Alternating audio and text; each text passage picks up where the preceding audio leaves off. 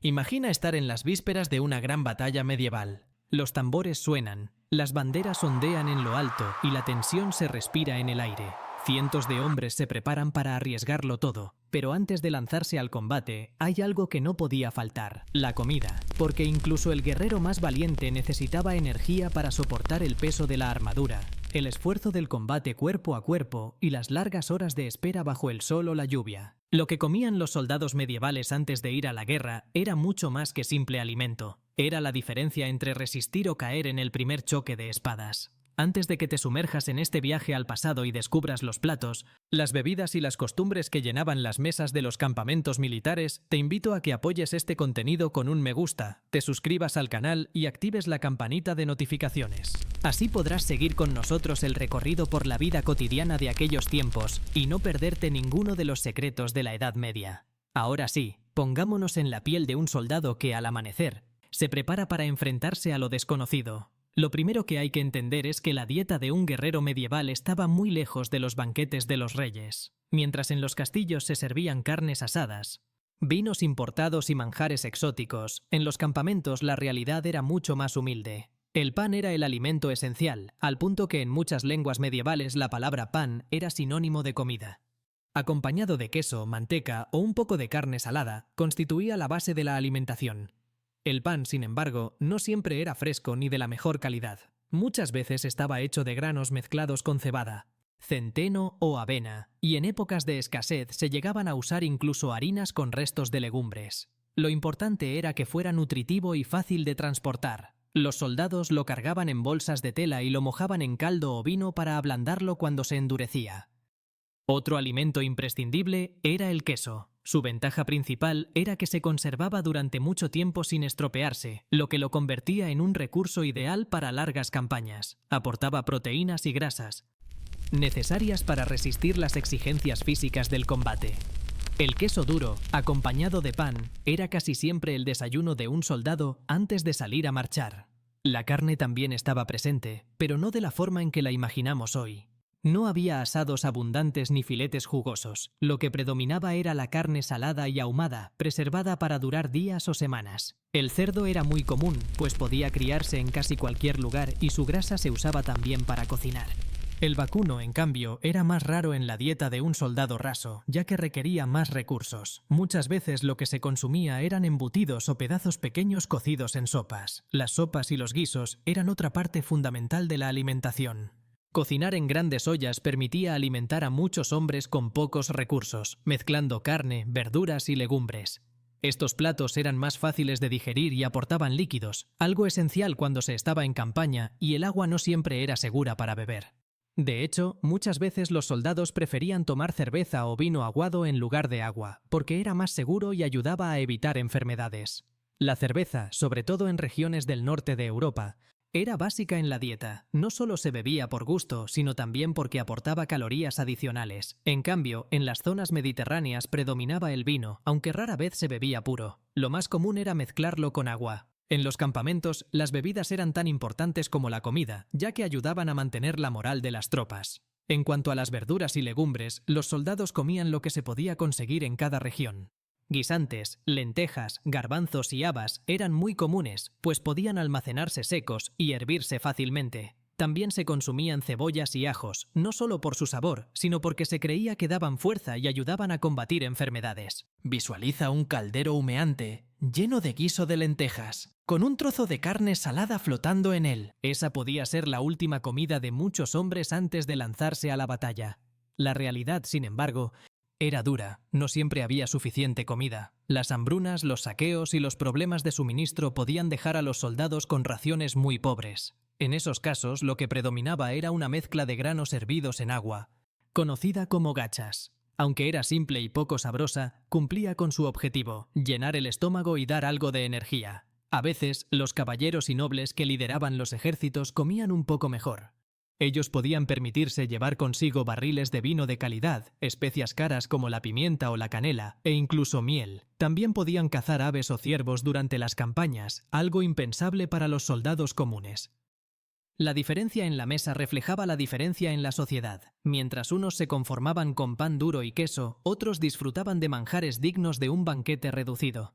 No obstante, había un punto en común. Todos, desde el soldado más humilde hasta el caballero más acaudalado, sabían que una buena comida antes de la batalla podía marcar la diferencia. No era solo una cuestión de fuerza física, sino también de ánimo.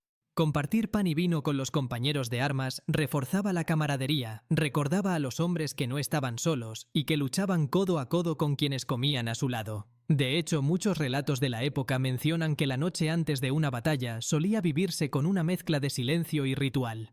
Algunos rezaban, otros afilaban sus armas y todos buscaban comer algo que les diera valor. Esa última comida podía ser humilde, pero estaba cargada de significado. Era, en cierto modo, un recordatorio de que el día siguiente podía ser el último. Y es que la comida no solo llenaba el cuerpo, también tocaba el espíritu.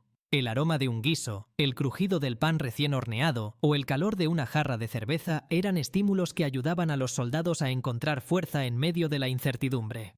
Cada bocado era, al mismo tiempo, un gesto de supervivencia y un acto de esperanza. Y antes de continuar, quiero invitarte a que apoyes este contenido con un me gusta y a que te suscribas al canal si aún no lo has hecho. Así no solo me das la señal de que quieres que sigamos explorando juntos estas historias, sino que también ayudas a que más personas descubran cómo era realmente la vida en la Edad Media. Ahora bien, ya hemos visto los alimentos básicos, pero aún falta entender el papel de la logística y de la cultura alrededor de la comida en tiempos de guerra.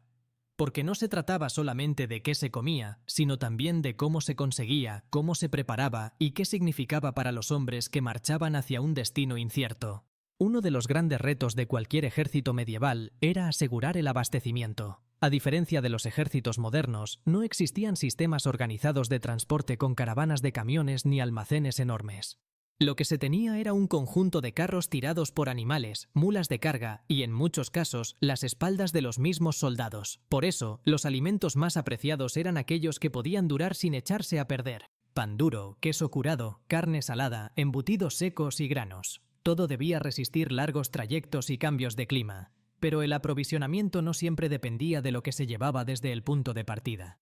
Muchas veces, los ejércitos se alimentaban a costa de los pueblos y aldeas que encontraban en el camino. Esto significaba que los campesinos podían perder sus cosechas, su ganado e incluso su sustento para alimentar a los hombres armados. No era raro que una aldea quedara arrasada después del paso de un ejército, porque los soldados necesitaban comer para sobrevivir, y la guerra no dejaba espacio para la compasión. En otras ocasiones, los reyes y señores feudales organizaban envíos de provisiones que incluían barriles de cerveza, toneles de vino, sacos de trigo y animales vivos que podían sacrificarse en el momento. Era habitual ver rebaños de ovejas o cabras marchando junto al ejército, porque así se aseguraba carne fresca en cualquier momento. Aunque esto aumentaba la lentitud de la tropa, daba mayor seguridad de no quedarse sin proteínas. El acto de preparar la comida también tenía un papel fundamental.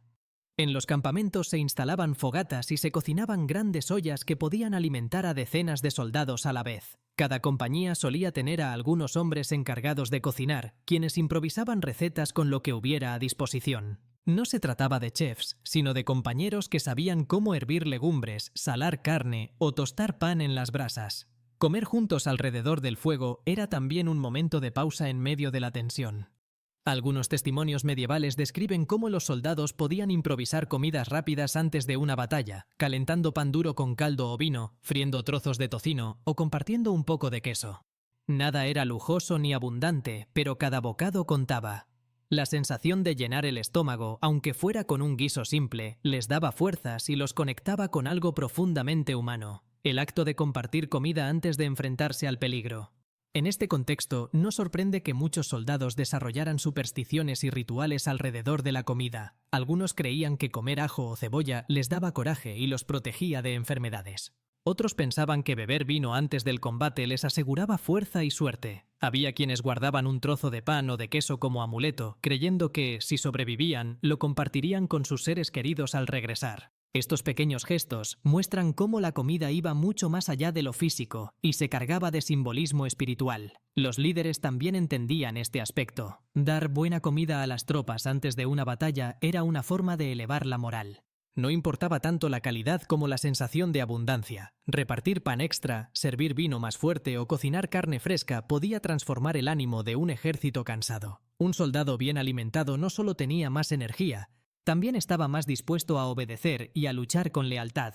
Por supuesto, no todas las experiencias eran positivas. Hay relatos de soldados que tuvieron que marchar al combate con el estómago vacío, porque las provisiones no alcanzaban o porque los enemigos habían cortado las rutas de abastecimiento. En esas circunstancias, la debilidad física y el hambre podían ser tan letales como las espadas enemigas. La historia muestra que más de una batalla se perdió no solo por la estrategia, sino por la falta de alimento en el momento crucial. Imaginemos entonces la noche anterior a un enfrentamiento decisivo. Los soldados se sientan alrededor del fuego, cada uno con un cuenco de guiso humeante. El silencio domina el ambiente, roto apenas por el crepitar de la leña y el murmullo de oraciones. En esos instantes, cada cucharada de sopa tiene un valor inmenso, porque quizás sea la última vez que esos hombres compartan una comida. La comida se convierte entonces en un acto de hermandad y en un recordatorio de la fragilidad de la vida. Algunos cronistas medievales también relatan cómo, en medio de las campañas, los soldados encontraban formas de improvisar banquetes pequeños con lo que conseguían. Podían cazar aves o pescar en ríos cercanos, recolectar frutos silvestres o pedir limosnas en monasterios. Todo esto se mezclaba en ollas improvisadas, creando sabores que, aunque simples, representaban la esperanza de un mañana. Y no podemos olvidar que la diferencia social seguía estando presente incluso en el campo de batalla. Mientras los soldados rasos comían gachas y pan duro, los nobles podían tener acceso a especias caras, como la pimienta o la canela, que mejoraban el sabor de las comidas. Ellos también podían beber vinos dulces o hidromiel, lujos que estaban lejos del alcance de los guerreros comunes. Estas diferencias alimenticias reflejaban la jerarquía que dominaba toda la Edad Media.